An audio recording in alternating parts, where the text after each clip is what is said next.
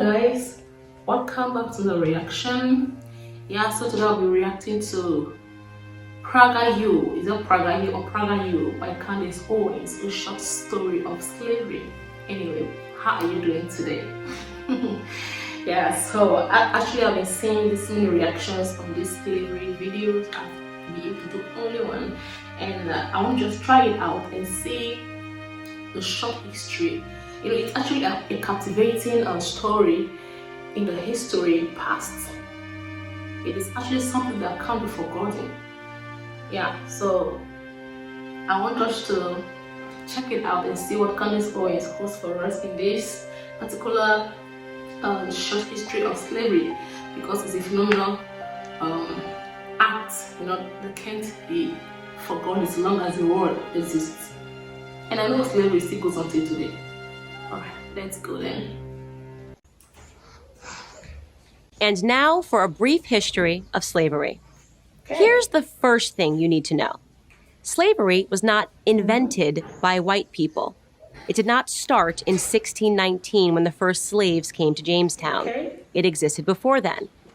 It did not start in 1492 when Columbus discovered the New World. In fact, when the intrepid explorer landed in the Bahamas, the native Taino tribe hoped that he would help them defeat their aggressive neighbors, the Caribs.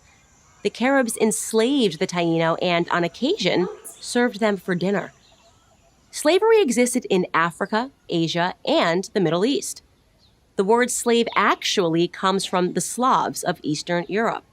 Millions of them, all white by the way, were captured and enslaved by Muslims in the 9th century and later by the Ottoman Turks. Slavery existed when the Roman Empire controlled the Mediterranean and most of Europe from the 1st through the 5th centuries.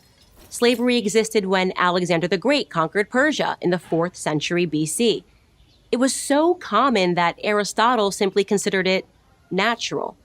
The slave master model was just how the world operated in the great philosopher's day. Slavery existed during the time of the ancient Egyptians 5,000 years ago. As far back as we can go in human history, we find slavery.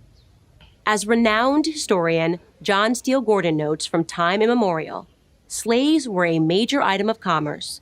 As much as a third of the population of the ancient world was enslaved. Here's the second thing you need to know. White people were the first to formally put an end to slavery. In 1833, Britain was the first country in the history of the world to pass a Slavery Abolition Act. They were quickly followed by France, who in 1848 abolished slavery in her many colonies. Then, of course, came the 13th Amendment in the United States Constitution. After centuries of human slavery, white men led the world in putting an end to the abhorrent practice. That includes the 300,000 Union soldiers, overwhelmingly white, who died during the Civil War. Now, am I saying that this makes white people better than anyone else? Of course not. My purpose here is to simply tell the truth, and the truth is that human history is complicated. No one, regardless of skin color, stands guiltless. Yet today we are never told to consider the murderous Persian Empire or the cannibalism of indigenous tribes of North and South America or the heinous actions under the imperialistic Muslim, Chinese, Mongol, or Japanese empires, to name just a few. Instead, we're told that slavery is a white phenomenon. And like all persistent lies, this lie spawns a bunch of other lies. On social media, I come across extraordinary depictions about how Africans lived like pharaohs before Europeans came and laid waste to their paradise. I wish any of this were true, but it's not. It's a fantasy. The truth is that Africans were sold into slavery by other Black Africans, and in many cases, sold for items as trivial as gin and mirrors. Whites didn't go into the interior and round up the natives. They waited on the coast for their Black partners to bring them Black bodies. The stark reality is that our lives had very little value to our ancestors. Here's the third thing you need to know. If you think slavery is a relic of the past, you're wrong. There are some 700,000 slaves in Africa today, right now. That's the lowest estimate that I could find. Other sources say there are many more. For context, that's almost twice as many slaves as were ever brought to the United States. Child soldiers, human trafficking, forced labor, these are the conditions that currently exist within the same sub-Saharan region where the transatlantic slave trade originated. African bodies are being sold today like they were sold then, and no, they are not being purchased by any country of white men. In fact, slavery, by any traditional definition, is exclusively practiced today within non-white countries. But we hear almost nothing about that. Just like we hear nothing about how slavery was universal until good people in Europe and America ended it 2 centuries ago. Why? Because our so-called leaders, black and white, wouldn't profit from it. Black victimhood is nothing if not profitable. It elects politicians and funds racial grievance groups. And if Black Americans began to view themselves as partners in the American dream, if we embraced the patriotic spirit that holds all men are created equal, the patriotic spirit that is our real heritage, then the race hustlers would soon be out of business. And who wants that? I'm Candace Owens, author of Blackout for Prager University. Wow. Thank you for watching this video. To keep PragerU videos free, please consider making a tax-deductible donation. Since this is deep, I'm sorry, I just kept holding onto my headphone because I mistakenly broke it while using it. And don't worry, I'll get it fixed. I'll get another one soon. So for now, I just have to manage it so the volume is quite low. I barely hear what they are saying, so I have to just hold it there so that I could, I can be able to digest what it's actually said. Wow, this is revelational, and this is the first time coming across Candace Owens in Prager University. She's really vast in this knowledge. I think she's really done quite a level of research to be able to bring about this revelation. I got 3 points from there. I think she mentioned 3 points. One was that those people use the other tribers for dinner. I think their own fellow tribe for dinner. They were men eaters. And secondly, that our lives are actually not really of so much value for our leaders and even our community, so they just can easily hand us over to be enslaved in exchange of something like as low as a gin, liquid drink, alcoholic drink, gin, and a mirror. Wow, that is so cheap. But yeah, I would say it's cheap, but I believe that was something that was quite an amazing thing for them to see such a drink that is foreign and a mirror, a reflection of yourself, just like wow, it is magical. Anyway, these fingers are not equal. People have more knowledge than the other person. So the white that came over to the black, they have more knowledge, they had more knowledge, and it is a pity that they are so ignorant to the fact that they didn't value their lives. Yeah, though the white knew that this mirror is nothing, just a cheap thing that you could easily get. It is a rampant thing. It doesn't have any value to human life.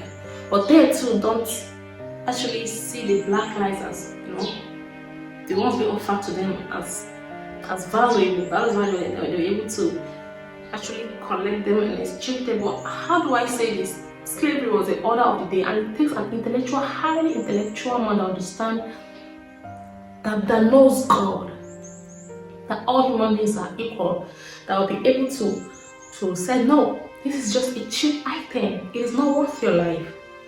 You can bring something else, but not human being.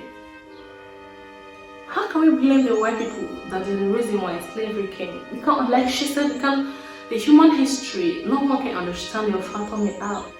I've always said something, that the world is a business in the hands of God, the Almighty. He made it So whatsoever that happens in it, every human being creation goes back to him. He got it all figured out. He's not mistaken. He doesn't see. He's aware. He knows it was gonna happen. Yeah. So the history of humanity is quite. You can't understand it. And she even said that till today slavery is still going on, like child labor, like human trafficking, even little bandits. I mean, how do I call them? A little child will just take them. Even places like Morocco. No, is that Morocco? All these parts of African countries today. They just snatch little boys from their parents and make them criminals, and they make them criminals to be terrorizing the whole land. Those are actually some forms of slavery. And she said they are not being mentioned today because they're actually more in the African continent. What do I say? There are some things that we cannot change, but we will never stop trying and creating the awareness and doing our best in a world as perverse as this. And the governments are actually in it for their money. They just have to just make the headline like they are fighting slavery and all of that, but actually they are not. Even though they are trying their best, their effort is minimal. Those ones that have the interest of the victims at heart, they are much less in number than the ones that don't have the mind of the people and the victims. Wow. Sleep is such a painful thing that sometimes when you watch the videos and every act of atrocities that we committed against each other, against the black, when you watch it, there's kind of a little hatred that will rise within you. Yeah, it is good that such relations come up so that we know how to mingle and mix up so that those feelings can be reduced, so we don't hate for no reason. Yeah, nevertheless, we are all involved in this whole mess. But like I said, the world is a business in the hands of God. It's his own world and he runs the way he wants to run, but he is a good God. We may not be able to understand everything that goes on in the world. But let me tell you, whatever we find ourselves in, whatever situation, so long as there is a way, there is always a way out. Be strong and remain there. Is there any form of sin or slavery that you find yourself in, a toxic relationship, an abusive marriage, you can walk away. I'm telling you, you can save your life. And you're just abusing someone, be it your child or someone, maybe a house girl or house help that's in your house, you think sure he is lesser than you, you won't just keep maltreating. It's high time you stop because there is a higher master above you who will ask of your life. And you have to give account of your life to him. And hell is not a place to go to. Yeah, I believe in it. Whatever a man sows, he will reap. When you sow kindness, you reap kindness. The Almighty does it for you. So let's keep our conscience alive as we journey through life. God bless you. Thank you so much for staying by to watch this right to the end. I appreciate, and I think I would like to dive in more of this Candice Owens and stuff, and learn more. Though it's actually not something to keep doing, but once in a while it's going to dive ourselves in and get some knowledge, so we don't get all bitter up. Peace. Yeah. All right. Peace. Yeah. I'll see you next reaction. Bye.